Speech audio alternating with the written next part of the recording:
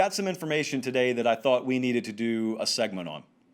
You'll recall Jamie Newman, who was the presumed favorite to win the Georgia starting quarterback job, who transferred in from Wake Forest. If a lot of you, and I understand a lot of you are just now coming back to the college football table, so yeah, you may have bought a preview magazine and you saw Newman's going to start for Georgia, and okay, well, he opted out last week.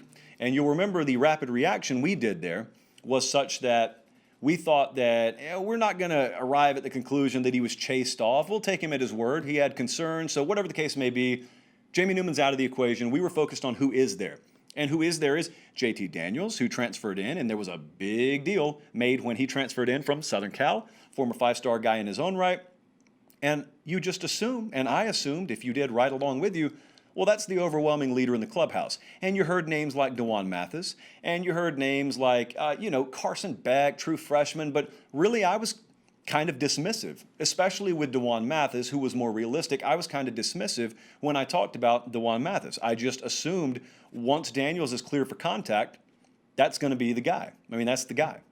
And I was wrong. So it's time to do our first big flip-flop of the year. We were wrong about that based on the latest things that we've heard. So there is, at the very least, a major quarterback competition happening at Georgia right now between JT Daniels and between Mathis.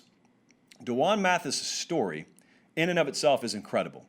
So I would encourage you, if you don't know a lot about him, and maybe even some of you Georgia fans who are casual fans don't know a lot about him, check him out. I will say this. Ohio State, bar none, has done as good a job at recruiting and identifying and developing quarterbacks as any program in America the last decade. He was good enough to get an offer from them.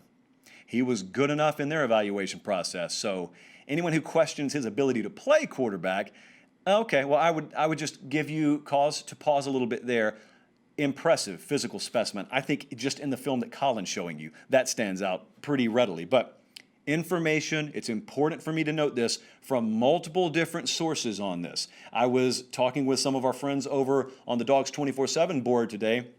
I saw some of you assume, oh, well, I mean, he's just kind of regurgitating what he saw here. That's not true. I do that all the time. When I do it, I cite Dogs 24/7 or Rusty or Jake or Kip or whoever the case may be over there. A little bit different situation here. So I've seen what the guys over at Dogs 24/7 have been saying. In fact, they've been kind of intimating at it for quite a while now, ever since Newman left. I was slow to buy into that. So if anyone, it was me who was behind, and it was them leading the way. But when I first heard that, and I first heard guys like Jake Rowe and Kip and Rusty over on Dogs 24/7 saying, hey, this is a real battle now. This is a real position battle. I didn't buy into it, and I buy into it now. And the thing that I was told by both folks that I spoke to just today about this, the thing I was told is ultimately the staff is learning along with pretty much everyone else on Mathis, but they think he's just going to be too good to keep off the field.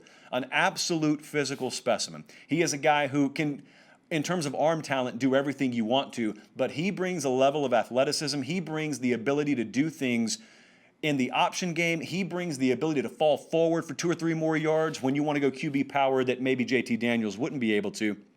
And so, yeah, it took me a little while on this, but I'm fully on board now. I'm so on board that I wouldn't be shocked at all and probably lean a little bit more towards Mathis ultimately being the starting quarterback at Georgia this year, just to give you an idea of how serious I think this competition is. But now that we've nailed that down, what's a deadline? Because this is really important.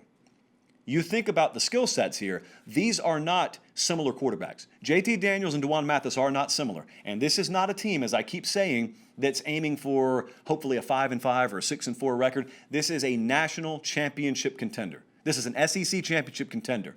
And so they got to get stuff figured out here. They can't afford to lose games. Their schedule's front-loaded. They got to get it figured out. And so I would imagine, they don't start this week, but it's coming up. September 26th is coming up pretty quick. And after that opener at Arkansas, they got Auburn, they got Tennessee, they got Bama, they got Kentucky. They boom, boom, boom, boom. They got a bunch of losable games. They got to get it figured out because they got to get some first-team reps to Mathis. If he hasn't already been taken enough, you got to get it to him. And keep in mind, you got a new offensive coordinator in the house there.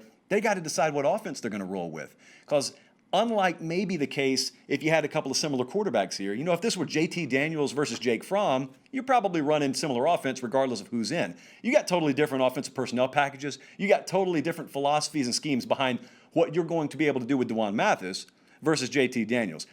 I don't think that they will announce anything, period. I don't think there'll be some deadline put out there. They may not even tell the players this, but I guarantee you that coaching staff internally knows clock's ticking. In other words, this is not some situation where I expect it to roll 2 or 3 weeks into the season, and it's just an open quarterback competition even into the season. You're not going 5-5. You're not going 6-4. You're looking to win. You got to have a QB1, and you got to figure it out sooner rather than later. So to be clear, restating what I didn't say. What I didn't say is this is decided. If anything, it is one of the most heated quarterback battles in the country right now. What I am saying is DeJuan Mathis is absolutely in this. It could even be that I lean towards DeJuan Mathis to be the ultimate starting quarterback for Georgia. And listen, if you take the defense that you think you know Georgia's going to have this year, and I think they may have the best one in the country, and you talk about the style of play that's probably more beneficial and more advantageous for them to adopt offensively, and you throw out this notion that they're going full air raid this year, which they never were going to do and especially aren't now, I'm not so sure that if they can get Mathis up to speed, I'm not so sure that his skill set doesn't better equip them, doesn't give them a better shot at ultimately realizing those goals they have than JT Daniels at this point. So really exciting all of a sudden the quarterback battle has become, if it wasn't already for you at Georgia.